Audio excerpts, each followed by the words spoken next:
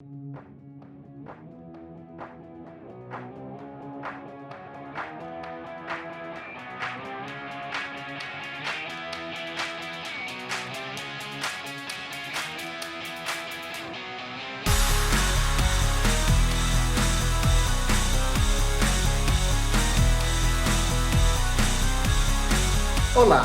meu nome é Rafael, eu sou colunista aqui no Portal Londres, onde eu entrevisto personalidades, celebridades e empresários de sucesso. Eu também sou o editor-chefe da revista High Profile aqui em Londres. E logo estaremos lançando High Profile Brasil, onde entrevistaremos brasileiros no mundo que estão fazendo e acontecendo. Eu também sou assessor de imprensa. Portanto, se você quiser sair na mídia, dar entrevistas em jornais, revistas, para que você tenha mais visibilidade, credibilidade e influência para atrair mais clientes e oportunidade para o seu trabalho, entre em contato. Vamos fazer uma campanha para você de relações públicas para te deixar mais famoso ou famosa. Então vamos lá. Quem eu entrevistei essa semana foi uma pessoa muito especial. A Princesa Basma de Oman. A princesa compartilhou comigo como é o seu dia a dia, o seu trabalho como psicoterapeuta e também as suas campanhas sobre a saúde mental, não só para os árabes, mas para todos ao redor do mundo. Então vamos lá, vamos assistir a minha entrevista com a Princesa Basma essa semana. Hello everyone, and it's me, Rafael, here with high profile interviews, and I have someone very special with us today. Saida Basma. Thank you so much for being with us, directly from Oman. Thank you so much for this interview. And how is Brazil? Lovely Brazil. How's it doing? I hope you guys are doing okay. It's good. It's good and hot at the moment. So normally I would be in my studio in London, but at the moment I'm here in Rio. And well, I think before I start asking a few questions that I have, I'd like to explain to our readers and our viewers that Saida means princess in Oman. So I will be addressing Her Highness as Saida Basma. So you all understand that Saida is not her name. It actually means princess.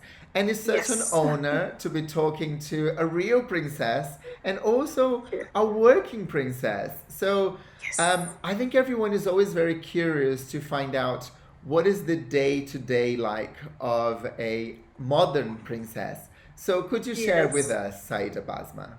Sure. So that's really the golden question. A lot of people have, they perceive us as, the fairy tale princess, the one at home, drinks tea, eats cake and sits all day, nothing. But actually, we all do work and we all wake up in the morning, check on our kids, go to work, come back, have lunch, check on the kids again, and then have social obligation, go out with our friends, and then come back. So it's literally like everybody else's life. I think in this generation, there is no time to be a fairy tale princess as much. And I think the lovely thing about these families now, that we actually show how strong women can be, and especially in this region, because a lot of people perceive, again, besides that part of princess and also being in this region, which is really not what people think. We do everything that other people do. We work, we drive, we have our businesses, and a lot of us also work in the government. So really, it's a different kind of life. I think you forgot to mention that you also look after your cat. Yes, I have 3 cats. Just before that want to be part of my life in everything I do. I think I'll just mention the cat for the viewers that just before our interview, the cat was coming and had to be asked to leave the camera. So it's for Saida Basma just now. You know, cats, they want to be everywhere. They're like so persistent. So you have mine are Persian cats, so they're the real princesses. They are, aren't they? Yes. Oh, very good. So I think it's true. I think we have this perception of royalty and princess from books and fairy tales, and obviously, we read your profile. We know that you are a psychotherapist and you've done a lot of studies. So in a way, if when I was reading, I felt she's very normal. She's like a normal working woman, a psychotherapist, a professional woman. So it really brought, I think we all have different perceptions, and especially from different cultures, what it's like to be a Saida, a princess. And so thank you for clarifying. It's good to know that you look after your kids. Yeah, like I have a perception about Brazil. That everybody in Brazil dances samba the whole day and night, which is obviously not the thing, right? And that's how, if I think of Brazil, I think of music, colors, good food. This is my perception. But also, it's not there's other things. Of course. And as humans, we always do this mistake. Exactly. Well, it's not totally wrong though. We have a lot of good foods. We have a lot of your perceptions in a way are very good. So thank you. Yes. So let's talk about, because your background is very impressive in terms of psychotherapy. You've done a lot of studies. You have a BA in mental health. You have a master's. You went to Harvard. You have several courses in mental health. Where did the passion come from? Because obviously you've done a lot of studies and you became an expert in mental health. Where does the drive and the passion from? So I've always loved mental health. I've loved it since I was in school. I was the person that would love to hear problems and try and help out. I would read a lot of books about Sigmund Freud, about other scientists in mental health. And then when the chance came for me to pursue my studies in psychology, that was the happiest moment in my life. Because actually, when I first started, my father thought it's better if I study computer science. It was the 90s. Wow. And the 90s, that was the thing. Computers and Windows, all of that. Yes. And I was good in opening a computer. So my father said, this is the way to go. Mental health is not, what is that? Who's going to come and see you? All of that. And the taboo and all that. But thankfully, afterwards, he was convinced, and I continued studying it. And then I went and worked in the university hospital, where I continued training. I trained in Harvard University, as you said. Sure. I trained in Michigan University, in King's College in the UK, in Kent. I kept on training so much because I needed tools for my box for when I saw my clients to use them. Because as you know, all of us humans are very different. Absolutely. There's not one book or one study that fits us all. So I needed to update myself. So really, honestly, mental health for me is a passion. It's not just a job. I actually literally enjoy it. I enjoy every moment in it. And that's why also I continued doing it in my master's. So when I went to do my master's in Australia, I took the same topic, psychology. I started doing things to do with relationships. So I did sexology, and then I did art therapy. So it was all about, mental health. And so I have a question there. I know this is something that it's just popped out to my mind, and feel free. Please do. Yeah. When you work with mental health, because I come from a culture, Brazil only now we start talking about this. So there are certain cultures, which I'm sure you will understand my question, there are cultures that is a little bit more difficult for you to talk about mental health, right? Because they're not so well developed. Like if you go to the UK and to the US, where people have more access to education, it's much easier for you to talk about mental health. Cultures that are not so well developed, do you find it more difficult for them to get, or now it's mainstream, everybody gets it? Yeah, a lot of people always say, oh, it's easier in the US, in Germany, in the UK. Honestly, I've traveled to all these countries and it's the same. Look, mental health, I believe, will always be a tough topic to talk about.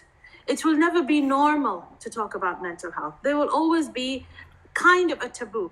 But the difference between us and maybe them is they do a lot of awareness campaigns. Yeah. In the media, in the government, a lot. And that's the difference. But when it comes to studies, to cases, we have the same problems because we're humans in the end, the same exact problem. And actually, there's a new thing happening in our region. I don't know about Brazil. talking about mental health is a fashion now. Everybody talks about depression. Everybody talks about suicidal thoughts. It's like the new thing. So people who know about it and who don't know about it talk about it now on social media. Wow. Sadly, it's turned into another, another spiral. But it's a good thing, and also not such a good thing, because it needs to be talked by the people who actually know about it and practice it. It's very dangerous to give wrong information to do with mental health, because people can believe you and go on, and their life can really be, messed up. Once the brain is not functioning, then the whole body can't respond to anything. So it's a very important topic. So it has to be delivered in a very easy way, creative way, and informative way. Sure. So that leads into my next question then, because obviously you started a lot of initiatives in Oman, including the Not Alone campaign, which has been hugely successful. What are you most proud of in the campaigns that you've done, and what were the results that you achieved?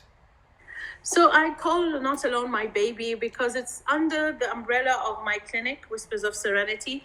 And I had always said, when I have a clinic, I want to give back to society. And I want people who work with me to believe in this. If you don't believe you need to give back to society, then you can't work with me, because then you don't have passion in mental health. So basically, my proudest moment is me being able to help people not only in Oman, also internationally. And that's what Not Alone does. It's special that way. So we have, for example, Hotline, which we've been using in COVID, which have helped people in Oman and outside Oman. Because we have started to use everything virtually because of COVID, we've actually had a bigger outreach. I mean, look today, I'm talking to you, you're in Brazil. You're like, whoa, really far. But we're talking to each other because of COVID. We actually have to use this, but it's a good thing. I mean, it's an alternative. So I think being able for something so good like this to come out of my country to the world, I find that a plus. And I like it when people say you're the ambassador for this. I like it not because called ambassador, the idea that they think it's that important. That's what I wanted. I wanted people to see how mental health is important, but I wanted them to also understand it's in our daily life. Everything we do in our life has to do with mental health. The way we sit, the way we dress up, the way we talk. And once you believe in that, then anything else really doesn't bother you that much. But the problem is when we talk about mental health, we talk about it as it's a big, huge issue, and it's crazy people talk. People are running in the street with their hair all pulled out, and it's not that. There's levels, right, of mental health. So that is my goal, and the proudest moment is when I hear people talk about it and say that this initiative has come out of Oman for the world. Very good. And I suppose that there were two things that you achieved. One was to obviously help others with the subject of mental health, but equally where you put now Oman in the map, where people talk in such a great subject. So it must be you're proud, because obviously being representing your country is always a great thing. So congrats. And because Oman is besides it being my country, and of course I love it to bits, I always find like it's a diamond, because before you clean the diamond, it's got like kind of dust and everything on, but then once you clean up and you see it, it's beautiful and amazing. And Oman is a hidden gem. I think it's a hidden gem in the Middle East, in the Gulf. Maybe not a lot of people know about it, but once you know about it, and once we start talking about it and we present it, people are always like, wow, it's beautiful. And we have so much stuff that we've helped within history, within relationships around the world. Our late Sultan had a very big impact in peace. Our present Sultan is the same, going on the same, the same line and the same path. And I think that gives us the responsibility to be role models, to carry this. And I think with COVID, for the first time, the whole world's going through the same thing. Like before, things will happen in Brazil, maybe it won't happen in Oman. Maybe things will happen in Oman, it doesn't happen in the UK. But for the first time, we are uniting in one thing, which is not a happy thing. It is, painful. Yourself, you talked about it, and alhamdulillah, you're feeling better. Thank you. But it's also taught us to be thankful, to have gratitude, to believe that in the end we are as one. We're all human. It doesn't matter what religion, what race, what sex you are. It's in the end, you're a human. And that's what's important. Very good. Thank you. Yes. So leading on to that, so then there is another subject that you are very passionate about, and I think it's very important. I'm actually working with a Brazilian celebrity that she's doing the same work. So it's domestic violence and obviously violence against women. I know that you're an advocate and you talk about that, and I think it's important for women of all kind of positions and religions and colors, because this Brazilian celebrity, for example, she's a huge advocate, and she was the first model who was super famous, in Brazil from the 80s, and now we're working together. So I want to talk a little bit about that. In your opinion, what should governments and charities, because I think there is a lot of work that needs to be done to educate and to eradicate domestic violence, right? So what would you do? What do you think it needs to be done? When we talk about domestic violence, sadly, domestic violence has been happening for centuries. If we read through history, there was also some kind of abuse happening to a woman, a child. It's always been there. As the world has the good, it has the bad, sadly, and this is how life is. I've noticed with time, there's been a lot of campaigns. Some are very effective, and some are like, okay, we get it, but like they see it as women complaining. Women are complaining. I think the way we do the awareness campaign is very important. It doesn't need to have so much talk in it and so much percentages. It needs to be very realistic, that would touch anybody's heart. I think as a country and a government, all the government sectors need to work together. It's not only for the Ministry of Health, or only for the Ministry of Information, or the Ministry of Education. It's for all of us. And I think it needs to start from school. These messages need to start from school, for girls and for boys. Because as you grow up, when you believe things and you're used to hearing that it's not good, you grow up seeing that I'm not going to do this because it's not a good thing. But the thing with us, we always have the effect when it's not too late, but when it's like when something happens. We don't think of teaching a person before something happens, because you never know. Yeah. It might happen to you, it might not. It might happen to your neighbor, your friend. It might happen to someone in another country. That doesn't mean we shouldn't care. So I would say if all the government unites together and sees how important this is, because you'd be shocked. This topic, for some reason, not everybody unites to talk about it. They don't mind talking about, let's say, addiction, even child abuse, which is a good thing. But when it comes to domestic violence, they think, some people take it as a culture. What's the problem? What's new? Some people think it happened when I was a child. I saw it, but it's okay. It's normal. So that's why we need to teach children that it's not normal. So when this child grows up to be a man or a woman, they know that this is not normal, and they can go home. And you know how when children believe things, they talk about it. They can educate their family. So I would say educating our children is something that we should start with.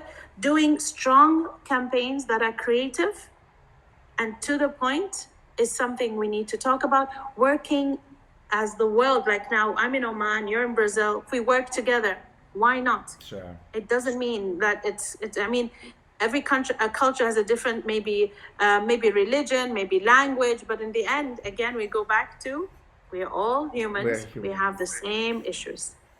Very good, thank you. So uniting and educating, it would be okay. So and campaigns. Yes. So awareness is very important, isn't it? Very good.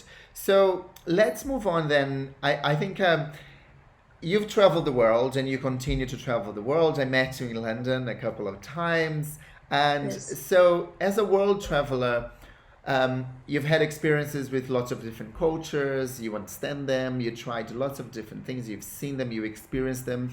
Now, imagine yourself, and if you could talk to a younger Saida Basma, knowing what you know today, and if you think that now giving advice to all these young girls, so if you imagine yourself as one of those young girls and you are giving them one piece of advice, what would that be? I'm blessed to be able to travel. I'm also blessed that I'm mixed culture. So my mother's from the UK and my father's from Oman. Okay. So that helped me to understand two worlds from a very, very young age. I would tell younger Basma, and this might sound very cheesy and mediocre, but to not be hard on yourself, to not keep on running to show that I'm not doing this just because my name is so and so. I'm doing this because I actually believe in it and I work hard. So I would tell her, you don't need to keep on proving yourself. You've done a good job, work on it. Build on what you've done already.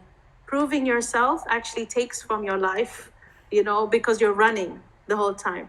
So be mindful, accept what you've done and build on it. And I think that's how you feel good about yourself. And I only was able to understand this at the age of 40. I started practicing mindfulness, living the moment, and appreciating where I am. A long time ago, it was very funny. When people read my CV, I would actually feel shy. I'd be like, oh, no, go on, don't do that, And I wouldn't appreciate it. Now, when people read my CV, I'm like, yes, I did that. And I'm happy that I did that, and I'm proud of myself. So appreciating me and being mindful and not trying to prove that I'm this because I did this. No, just live the moment, literally. Very good. And I think it's a great advice also because, especially for young girls, there is so much pressure, this acceptance, and social media plays a lot of that. So it's great advice, taking that, not for the young Saida Basma, but if you reflect that into all these young girls, build on that and then feel proud of what you achieved, and it's very good. So thank you. Yeah. Because each one of us is unique in their own way. Each one of us has a specific skill, but we spend all our life trying to prove that we're more than this. We can do more and more, and we forget that amazing skill that we have. So appreciate yourself. And you will do such an amazing job once you're grounded. Sure. And mindful. Thank you. So now, as we talk about the younger self and we talked about, fixing a few things in the world, if you were given superpowers today, right? So you can build the perfect world, if you, based on your knowledge and your experience and your education, you are the one who are going to build now the perfect world going forward. What would this perfect world be? I'm going to use one word, and you've heard it a few minutes ago. I would want a superpower called be mindful. Because I think once you're mindful, then you're thankful, you have gratitude, you can do things because you're living every minute of the day. And I think it's very difficult to do that. That's why it needs a superpower. Because once you have that, you appreciate yourself, you love yourself, you work hard, and you enjoy your day. And honestly, out of all what's happening to us, I think that appreciation of every minute of the day and hour, it's made us think about that. The little things. I mean, who thought a cough and a cold would make us, this much? We've been running all our life. We're running and running. We don't appreciate things. So COVID came in a crazy, if we want to think of it in a crazy way, to tell us, oh, wait a minute, you need to stop. You need to think what you have. You need to be thankful. So my superpower would be mindful. Once we're mindful, if we're even doing a bad thing in our life, let's say we're an abuser or we're hurting people, be mindful of what we're doing and maybe would think that's wrong. Because a lot of abusers are not even in their right mind, they're just doing stuff. But once you just stop and think, why are you doing this? What's happening with yourself? So being grounded, living in the now and here. Now, a long time ago, that wouldn't be my superpower. I would want so many other things. But now, more and more, I think being able to live the moment, because life is really precious. Absolutely. Maybe we have not noticed that. The little things in life, walking outside, not being in a lockdown, that's very precious. Yes. Before we had that and we didn't think it was important, Yes. Very true. I think definitely something that COVID has given us is we realize how superficial things were, that we were giving so much attention and we were giving so much value to shoes and clothes and things, and actually none of this is important when I as I mentioned to you earlier, I had COVID. And I didn't realize how painful I very briefly, for me, was my eyes were very painful, and I felt that I had hot oil going through my eyes for like days. It was it really made me realize something so small can cause so much destruction and pain. And then you think my health is the most important thing. It doesn't matter how many pair of shoes you have, none of this matters when you feel like. So I totally get why being mindful and being grateful. I completely understand. Because look, your eyes are the window of the world, right? And they were hurting you for all that time. And it's something we take for granted. I'm looking at you now and I'm thinking, I can look at him. So what's the woo-ha about that? But it is a woo-ha. Because that could actually hurt you. Absolutely. So I think being able to get to that point, it's very difficult. It's not easy. We have to be realistic. But I think with what's happening around us, it's kind of teaching us these kind of lessons. I see. Thank you. So now we also talk about, let's talk about Oman. Because I was fascinated. I was looking at Oman. I talked a little bit about Oman in my introduction. So if you were, let's say you were inviting a Brazilian friend. Yes. Do you know many Brazilians, by the way, or have you met many Brazilians? You're the only second one I've met, I think, in my life. Oh, wow. What a privilege. Thank you. I mean, maybe from far, but not like communicated with. Okay, thank you. So let's say, and as I said, you know how I find Brazil, it's all about samba, dance, colors, food, football. I will look when the pandemic is over. I'm gonna send you an invitation and take you to Brazil so you can samba. And I'll teach you to dance samba. I promise. Yeah. So if you were inviting, because we are all very proud of our countries, right? So I love Brazil. I'm also proud because I live in the UK now half of my life. So I'm kind of in this dual. I love the UK, I love Brazil. I'm sure being a representative of Oman, as you say. Yes. If you were to invite me or any other Brazilian to come to Oman, and you're gonna give me your top 5 reasons or places, whatever it is, about Oman, what would they be? Okay. So number 1, Oman is one of the most peaceful countries of the world. We are friends to everyone and enemies to none. And we're known for this. And that's something I'm very grateful that we have, because having peace and harmony is something we don't find much now in the world. That's number 1. Number 2, the people are very friendly. Like, they're very friendly. You can come and they'll just invite you home and come and have lunch. Stay with us. Oh, and this is I'm coming. I like lunches. Okay. Even in the Gulf, we're known that we're like that. Number 3, we have an amazing landscape, beautiful landscape. We have mountains, we have sea, we have a place called Salala, which is very green in the summer. We have places, oases here in Oman, and little water oases and all that throughout, which is very different from the Gulf, because everybody, when you think about the Gulf, you think more desert and Arabia and camels, all of that. So we have that environment. We have deserts as well, the beautiful empty quarters. It's just such a beautiful country. And you know what? A lot of us in the COVID, because we couldn't travel, we appreciate more that We are so What you lucky. have. We actually have, we used to before go, oh, what shall we do? Let's just travel. But we actually have so many hidden gems and mountains in Oman. We have a place called Jabal Akhdar, which is the green mountain, it's called, and it's very cold there. It goes out to -2, and in the summer it's even cooler. And when I tell people, they're like, really? An Arabic country that goes, so it rains, it snows a bit there as well. It's a very interesting landscape. We've got mountains, seas, desert, oasis. So it's a beautiful country, and I guarantee when you come, inshallah, you'll come, you will see that. You will see that I don't need to explain. You will tell me, wow, what is this? Okay.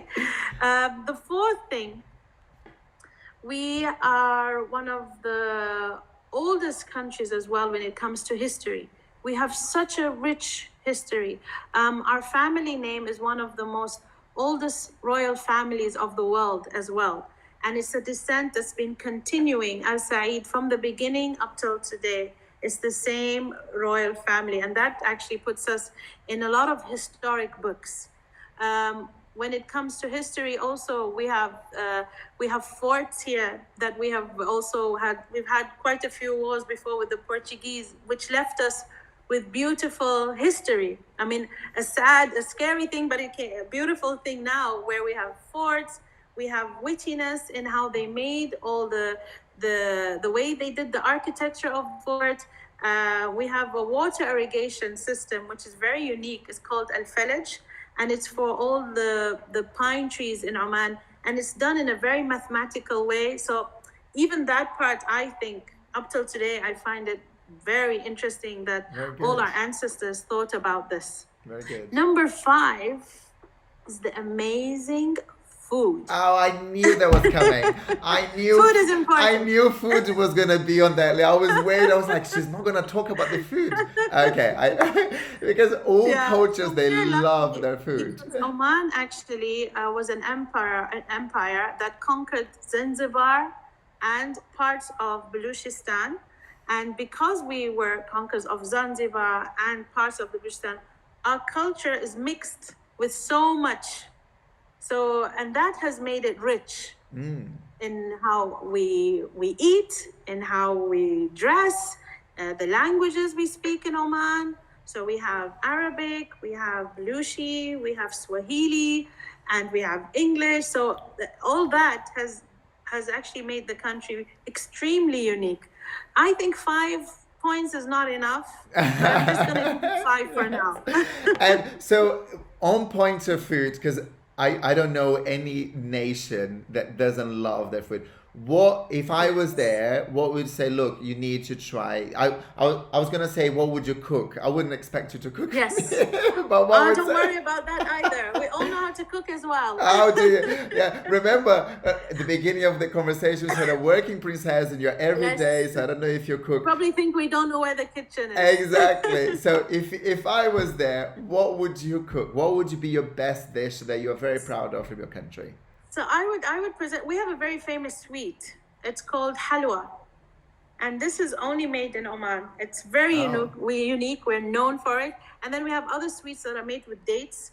When it comes to the salt food, we have a lot of dishes with rice, but the most unique one is called shua. Shua is meat that's put under the ground.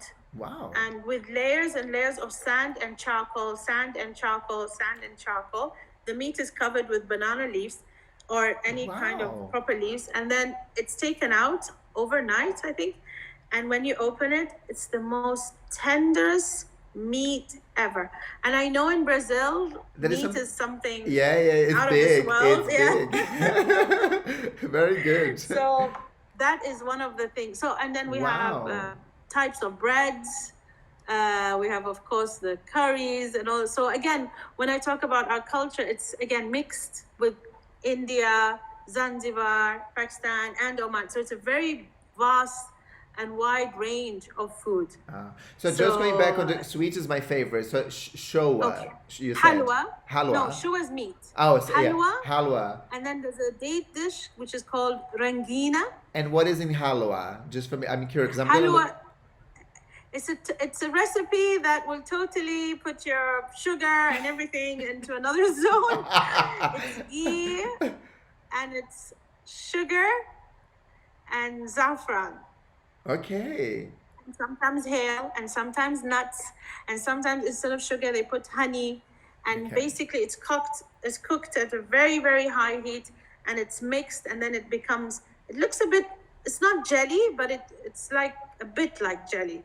And then there's colors. There's the dark one, and then there's the one with saffron. There's the one without. So if you have to come. If you were not a psychotherapist, definitely you could be a chef online, and you could be. For sure. I would rather cook than clean, honestly, because cooking has creativity in it. Cleaning is like, okay, not really something obvious. Cooking makes people happy. It does, and it brings people together, doesn't it? Yes, food that's brings why I would people rather together. do that. Absolutely. Yeah.